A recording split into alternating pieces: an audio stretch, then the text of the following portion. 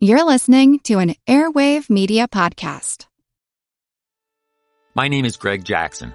I'm a PhD-holding historian, a professor, and the creator of History That Doesn't Suck, a podcast that makes legit, seriously researched American history come to life through entertaining stories.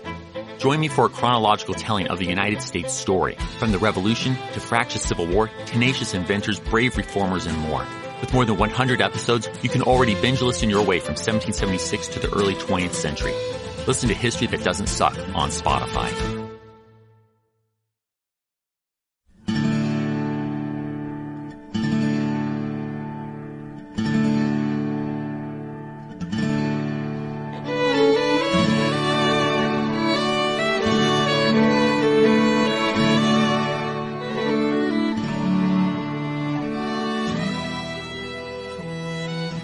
Hey everyone, welcome to episode 92 of our Civil War podcast. My name is Rich. And I'm Tracy. Hello y'all. Thanks for tuning into the podcast. Last week we looked at the Federal Timberclads' dramatic raid up the Tennessee River all the way to Florence, Alabama. We also talked about Confederate General Albert Sidney Johnston's controversial decision to reinforce Fort Donelson on the Cumberland River, but not to fully commit himself to its defense. And then we left off at the end of the last episode with Brigadier General Ulysses S. Grant's army on the march, closing in on Fort Donelson, and with Flag Officer Andrew Foote's ironclads and transports steaming toward the same spot. As we mentioned last time, as Grant's troops advanced toward Fort Donelson on February 12th, it was a splendid day. Blue skies, warm temperatures, and some men decided to leave their overcoats behind with their regiment's baggage, and others who started out with coats were soon wanting to shed every ounce of unneeded weight as they marched along, so the inexperienced Federal soldiers decided to cast aside their overcoats and even their blankets, perhaps thinking they could somehow be retrieved later. At any rate, it was a decision they'd soon have cause to regret. There were only two narrow roads winding through the 12 miles of heavily wooded and hilly terrain between Forts Henry and Donelson. As Grant's army picked its way eastward along the Ridge Road and the Telegraph Road, the moment was ideal for the Confederates to launch a spoiling attack. Yet apart from some sporadic skirmishing, the rebels made no attempt to block or even delay the Yankees' advance. One reason for that was that every available Confederate soldier at Donelson was put to work getting the fort ready to meet an enemy attack. But another reason that no spoiling attack was made on Grant's force is that the Confederate command at Donelson was constantly changing. In fact, within the span of 8 days, the command of the fort will change hands 7 times. You guys already know how Colonel Adolphus Hyman was left as the senior officer at Fort Donelson after the retreat from Fort Henry. But then, on February 8th, Brigadier General Bushrod Rust Johnson arrived from Nashville and took over command. Johnson was an unlikely candidate to become a Confederate officer. He was born in Ohio in 1817 and raised as a Quaker in an abolitionist family. A West Point graduate, he served in the early part of the Mexican-American War, but he resigned from the U.S. Army in 1847 after being accused of using his position as a commissary officer at Veracruz to smuggle contraband goods. In 1861, Johnson was teaching engineering at the University of Nashville, and with the start of the Civil War, he cast his lot with Tennessee. Bushrod Johnson was commissioned a colonel of engineers in that state's army, and then in July of 1861, he received the same rank in the Confederate Army. He was promoted to brigadier general in January 1862. Since Johnson knew that his replacement would be arriving at Donelson shortly, he mostly concerned himself with trying to organize the tons of supplies that were piled up at the steamboat landing at Dover, the town just a stone's throw upriver from the fort. Bushrod Johnson's replacement as commander would be Brigadier General Gideon Pillow. Y'all will remember Pillow from episode number 82 and our discussion of the Battle of Belmont. Pillow, born in 1806 in Williamson County, Tennessee, was a lawyer whose political connections and whose friendship with President James K. Polk had won him an appointment as Brigadier General of Volunteers during the Mexican-American War. In 1847, Pillow joined the U.S. forces in the drive on Mexico City. While commanding a division in Winfield Scott's army, Pillow applied himself to the task at hand with admirable energy. Unfortunately, his prickly personality led him to quarrel incessantly with Winfield Scott, and then his inexperience in military matters caused the Army's West Point-trained officers to view him as singularly inept. Pillow's feud with Winfield Scott actually led to Pillow being court-martialed, but he was cleared and even confirmed as a major general. When Tennessee joined the Confederacy, Pillow, who was an officer in the state's militia, was appointed a brigadier general in the Confederate Army, but it says quite a lot that Pillow was the only Confederate general officer awarded a lesser rank than he had held in the Mexican-American War.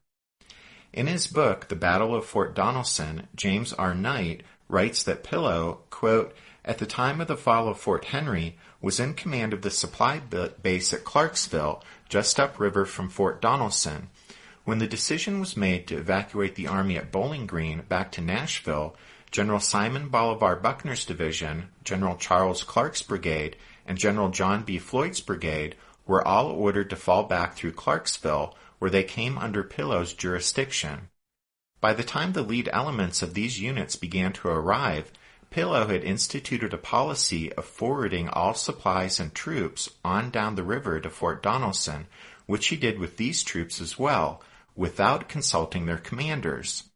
By February 9th, Pillow had taken his own brigade and moved on to Fort Donelson, replacing Bushrod Johnson and becoming its third commander in about 60 hours. End quote. When Simon Bolivar Buckner arrived in Clarksville and discovered that his division had been hijacked by Pillow and sent to Fort Donelson, well, let's just say that Buckner was less than pleased. Adding to Buckner's anger was the fact that he and Pillow had known each other since the Mexican War, and there was bad blood between the two men. Unfortunately for Buckner, Pillow's commission was senior to his by 2 months, but Buckner appealed to John B. Floyd, who outranked both men, and with Floyd's support, Buckner would set off downriver intent on retrieving his men from Fort Donelson. We've mentioned Simon Bolivar Buckner a few times already during the course of the podcast. Born in Hart County, Kentucky in 1823, he graduated from West Point in 1844. He saw action during the Mexican-American War and won 2 brevets for gallantry.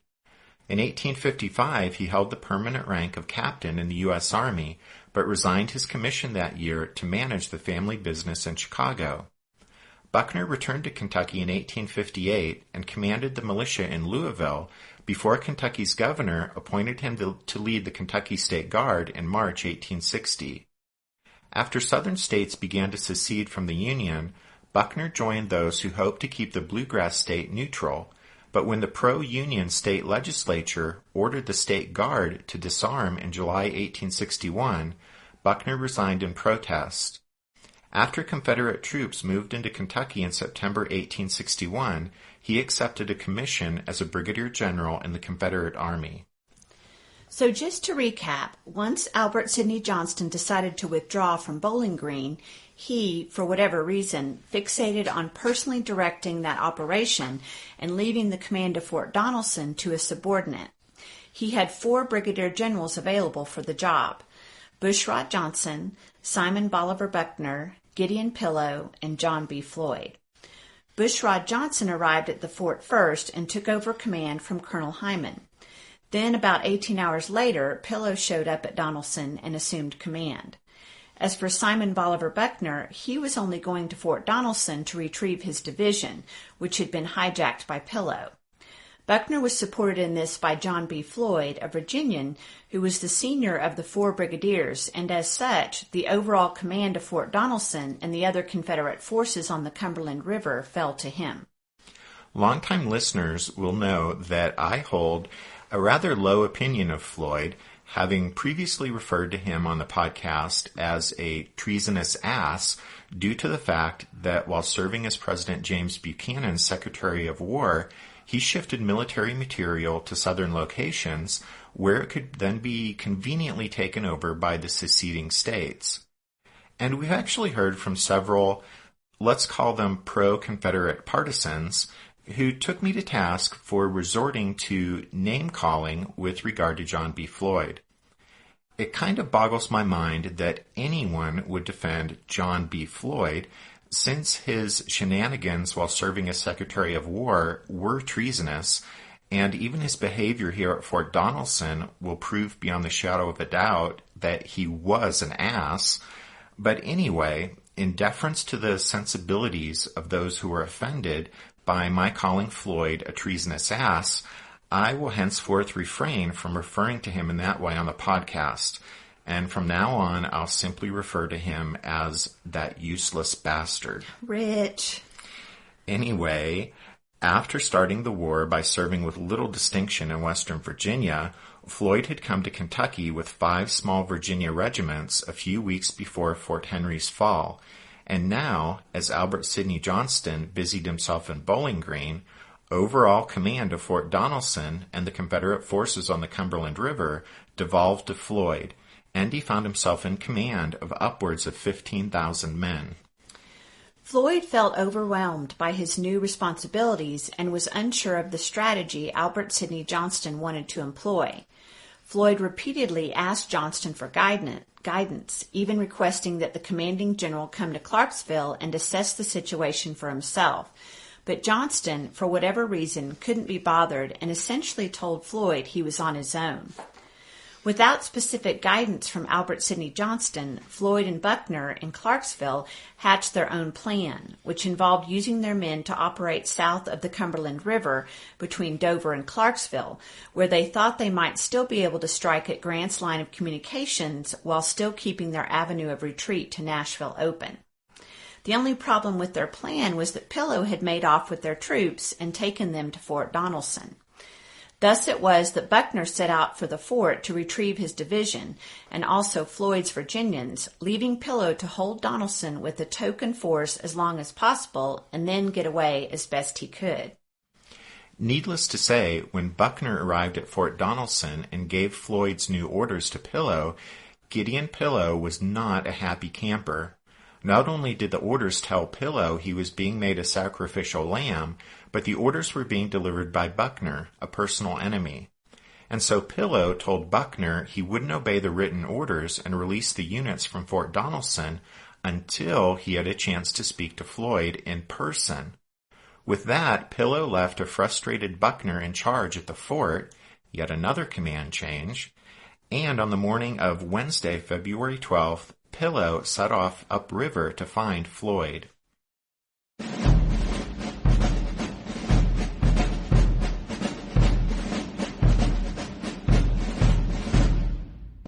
On the morning of Wednesday, February 12th, as Gideon Pillow was boarding a steamboat at Dover to set off in search of John B. Floyd, he didn't know that Grant's army was finally on the march, advancing eastward toward Fort Donelson. As Pillow departed the fort, he left Simon Bolivar Buckner in charge, with instructions not to bring on any major engagement with the Yankees. Later that morning, Buckner decided to send Lieutenant Colonel Nathan Bedford Forrest and his cavalry troopers out on the Ridge Road to see what the enemy might be up to, and lo and behold, within 2 miles of leaving Fort Donelson's outer defenses, Forrest ran into the lead elements of McClernand's division. For several hours, Forrest directed his men in some spirited skirmishing with the Federals, but then Buckner arrived on the scene and ordered the rebel cavalry back within the fort's defenses. The lively little clash between Forrest and the Federals was the opening round in the Battle of Fort Donelson. After the withdrawal of Forrest's troopers, McClernand's men began maneuvering to the south and then east, paralleling the Confederate lines, trying to stretch far enough to the right, toward the river, to cut off the rebels' avenues of escape from the fort. But it soon became clear that McClernand didn't have enough men to cover the area. To the north, C.F. Smith's division advanced down the Telegraph Road and arrived in front of the Confederate right. The rebels' far right flank was covered by an impassable swamp, so Smith's men extended to the south, paralleling the enemy defensive line and stretching toward McClernand. But it soon became clear that Smith didn't have enough troops to cover the area, and a gap of nearly a mile would separate the two Federal divisions. The terrain around Fort Donelson was characterized by a series of ridge lines and valleys. The Confederate defense line ran along some of those ridges, and so Grant's army everywhere settled into position on the next ridge line over. At spots where streams and steep gullies ran at right angles to the ridges, both sides used artillery on nearby high ground to cover these breaks in their lines. In the early afternoon, as McClernand's and Smith's men were getting themselves situated opposite the rebel lines, they heard the sound of heavy guns firing on the Cumberland. That was the Carondelet coming upriver and shelling Fort Donelson. The Carondelet's commander, Henry Walk, wanted to let Grant know that he'd arrived, but Walk was also hoping that by throwing a few shells at the fort from long range, he'd provoke the rebels into firing on him and revealing the strength and position of their guns.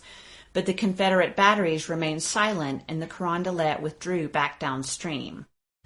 By the afternoon of the 12th, Gideon Pillow was back at Donelson. He hadn't been able to find Floyd before the Yankees' approach and the opening of the battle caused him to return to the fort. With the Federals now beginning their investment of the place, Simon Bolivar Buckner, like it or not, was stuck at Fort Donelson. He was given charge of the rebel right, while Bushrod Johnson commanded the left. Since the outer defensive line was still far from complete, the Confederate troops would continue digging in all through the night. Now that Grant's army had arrived at the fort's doorstep, Albert Sidney Johnston ordered Floyd to take all the troops remaining at Clarksville and go to Donelson and take charge personally. When Floyd arrives at Dover early on the morning of Thursday the 13th, the command of Fort Donelson will change for the 5th time in 6 days. As Wednesday the 12th came to a close, the Federals settled in for the night as best they could.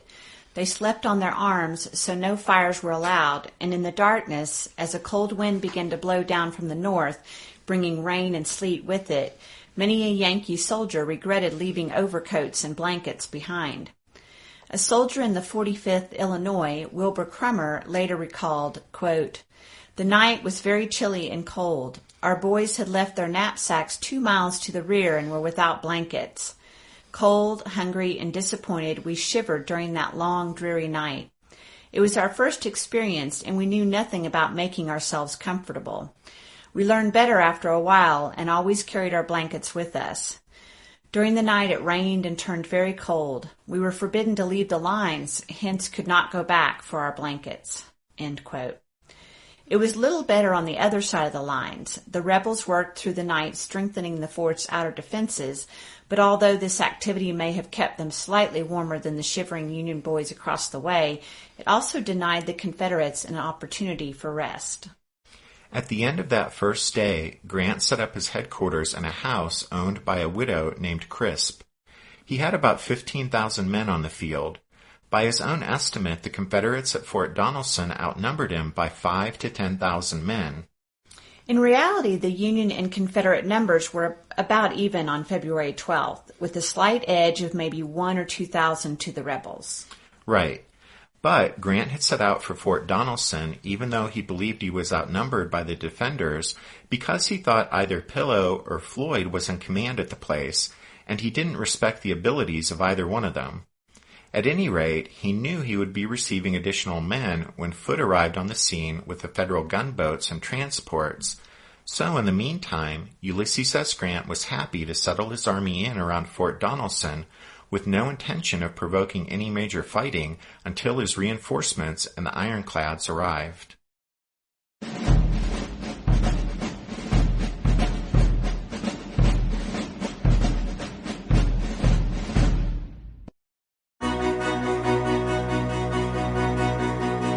History never says goodbye. It just says, see you later. Edward Galeano was right when he said that. Events keep happening over and over again in some form. And that's the reason I produce the podcast, My History Can Beat Up Your Politics. What is it? We take stories of history and apply them to the events of today to help you, perhaps, understand them better. We are also part of Airwave Media Network. I've been doing the program since 2006. That's a long time, and the show has a long name. My History Can Beat Up Your Politics. Find me wherever you get podcasts.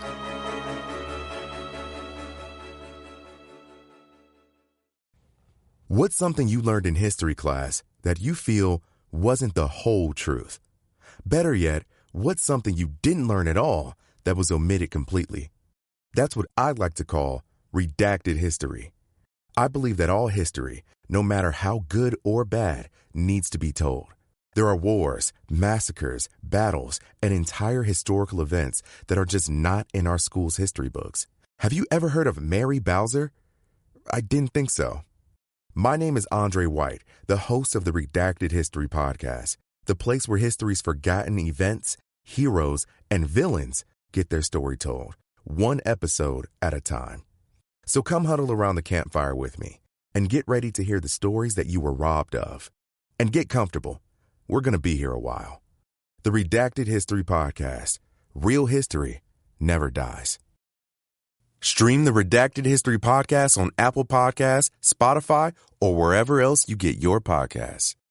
After a miserable night of rain and sleet, the weather turned again, and Thursday promised to be another pleasant day.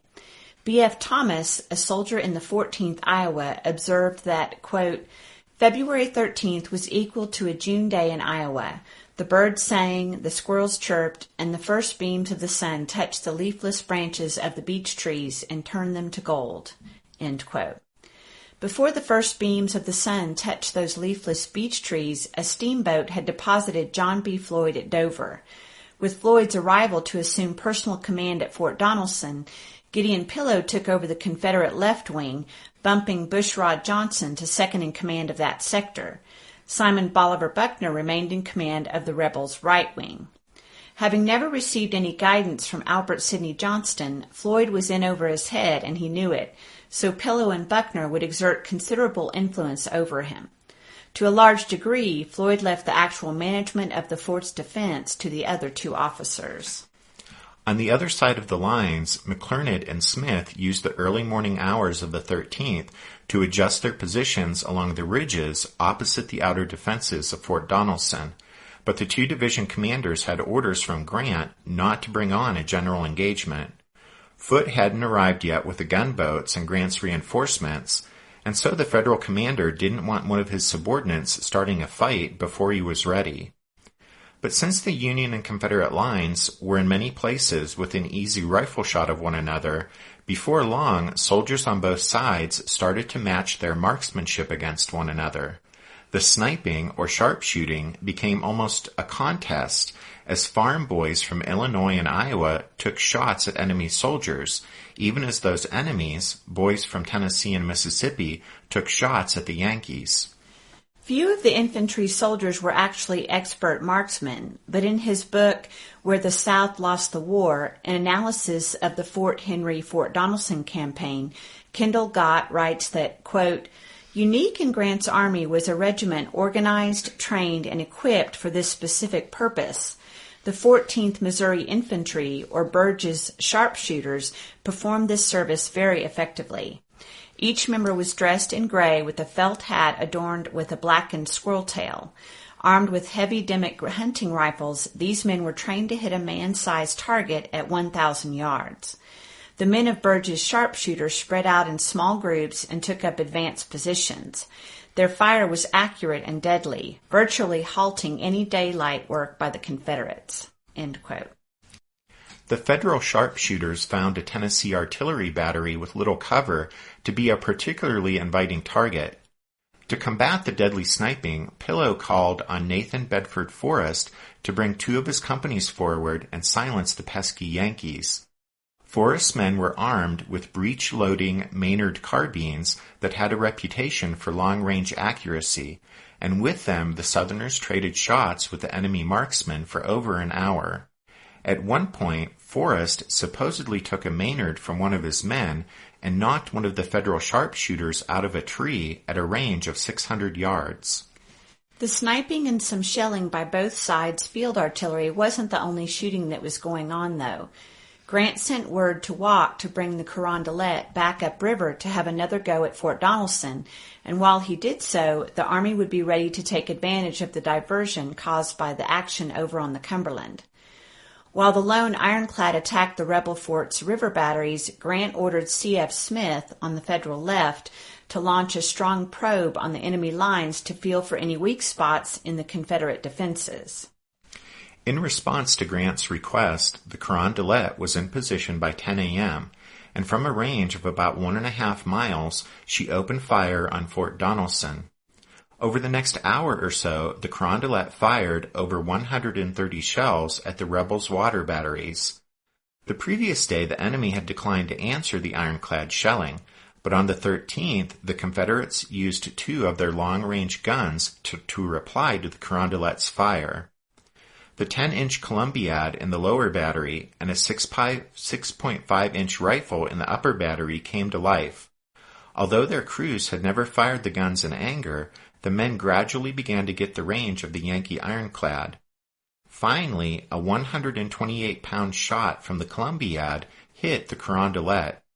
After the shot pierced the gunboat's iron shell, it punched through the wood underneath the armor and produced a shower of splinters. Henry Walk reported that, quote, "It passed through our port casement forward, glancing over our barricade at the boilers and again over the steam drum. It struck and, bursting our steam heater, fell into the engine room without striking any person, although the splinters wounded some half-dozen of the crew." End quote. After that hit, the Carondelet dropped back downriver and anchored several miles below the fort. As the Carondelet began to fire at the fort, about a mile or so away, the 25th Indiana of Smith's division advanced to test the strength of the enemy's outer works. It was the Hoosiers' first taste of combat, and the rebel defenders treated them pretty roughly. On top of a nearby ridgeline, waiting for the advancing Yankees, were the men of the 2nd Kentucky, commanded by Colonel Roger Hanson. The regiment was part of the Confederate Orphan Brigade, so named because these Kentuckians had chosen to fight for the South and so couldn't go home to their native state, which had sided with the Union. One soldier in the 2nd Kentucky, Lewis D. Payne, recalled, quote, "We were armed with old flintlock guns, loading with 3 small and 1 large ball, very deadly, but not carrying very far. Colonel Hanson sent this order to each of our captains: 'Let no man fire until I give the word.' It seemed as if the word would never come. The Yankees were almost upon us. Then we were allowed to turn our guns loose. We could see the enemy falling. 'Keep it up,' cried our captains, and we did." End quote. The 7th and 14th Iowa advanced in support of the hard-hit 25th Indiana, but when a Confederate artillery battery added its shells to the rebel soldiers' buck and ball musket fire, all of the Federal regiments were pinned down and unable to move forward. B.F. Thomas, serving in the 14th Iowa, said, quote, "The air seemed literally full of flying bullets. They screamed through the air above our heads and plowed into our ranks. We returned fire as best we could, but all the advantage was with the rebels. They were behind breastworks and were little exposed, while we were in plain view." End quote. That was the end of C.F. Smith's probe of the enemy defenses. It took some of the pinned-down Federals the rest of the day to work their way back to their own lines. Meanwhile, to the south, McClernand ran into trouble as he tried to stretch his lines farther around toward the river and tighten the ring around the rebel fort. On a nearby hill, a seemingly vulnerable salient in the Confederate line proved to be too much of a temptation for McClernand, and in an attempt to seize the dominant point of ground, he would eventually commit 4 regiments to the attack. But the Federals here ran into the same sort of buzzsaw that had stopped Smith's attack to the north. McClernand's attack was really stretching Grant's orders not to bring on major fighting, but in the end the action tapered off, having gained little except adding to the knowledge that the Confederate defenses were formidable. The fierce Confederate reaction to Smith's and McClernand's attacks on Thursday, and the fact that McClernand clearly didn't have enough men to complete the investment of the fort to the south, led Grant to call up the 3 regiments he had left behind to garrison Fort Henry. That force would be brought forward by Brigadier General Lew Wallace, who is best known for the fame he gained after the Civil War as the author of the novel Ben-Hur. During the afternoon of the 13th, Walk brought the Carondelet back upstream and shelled Fort Donelson once again. The gunboat fired about 50 more rounds, but only one did any significant damage. Late in the day, one of the Carondelet's shells struck a 32-pounder in the fort's lower water battery, dismounting the gun and killing Captain Joseph Dixon, who was hit in the head by a bolt that flew off from the wrecked gun carriage. About the second day of battle, James R. Knight, in his book, The Battle of Fort Donelson, explains that, quote, "As night came, there had been several lively and bloody skirmishes, but the positions of the two forces remained basically the same, with the Confederates digging in even deeper and the Federals extending their lines to invest the fort as well as the town of Dover. As the sun went down, both Confederates and Federals again faced a common enemy, the Tennessee winter. The first night spent at Fort Donelson had been quite uncomfortable for both sides, but this second night would be simply brutal. In most places the lines were so close together that no fires were allowed that could provide a mark for a sharpshooter or artillery piece. There were few blankets or overcoats in the lines on either side, so most of the men, having now been awake at least 36 hours, would get little or no sleep tonight. For the men exposed on the ridge lines, the north wind, rain, and sleet was agony.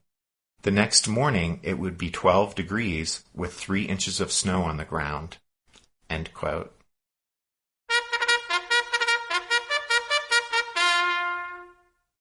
That means it's time for this episode's book recommendation, and our recommendation this time is Struggle for the Heartland, The Campaigns from Fort Henry to Corinth by Stephen D. Engel. You can find Engel's Struggle for the Heartland and all of our other past book recommendations by going to the podcast website, which is www.civilwarpodcast.blogspot.com. And then Tracy and I want to remind you that with these major battles that we cover, the battles like Fort Donelson, we think it really helps if you have a map in front of you so you can follow the action. So we're going to recommend once again that you pick up a Civil War atlas, or a couple of them, to have on hand as you listen to the podcast. If you're on our website and go back to the post for episode number 38, you'll find a list of some Civil War atlases that we've found to have varying degrees of usefulness. I think we listed them there with our favorites first and then down to the ones we like the least. Anyway, that's the post for episode number 38 at www.civilwarpodcast.blogspot.com. And then before we close, we want to thank Terry F. from Texas and Dennis K., also from Texas, for donations this past week. Yeah, we appreciate that support and encouragement from the Lone Star State. Thanks, guys. And thanks to all of y'all for listening to this episode of The Civil War, 1861 to 1865, a history podcast. Rich and I hope you'll join us again next week when we finish up the Fort Henry, Fort Donelson story arc. But until then, take care. Thanks, everyone. Bye.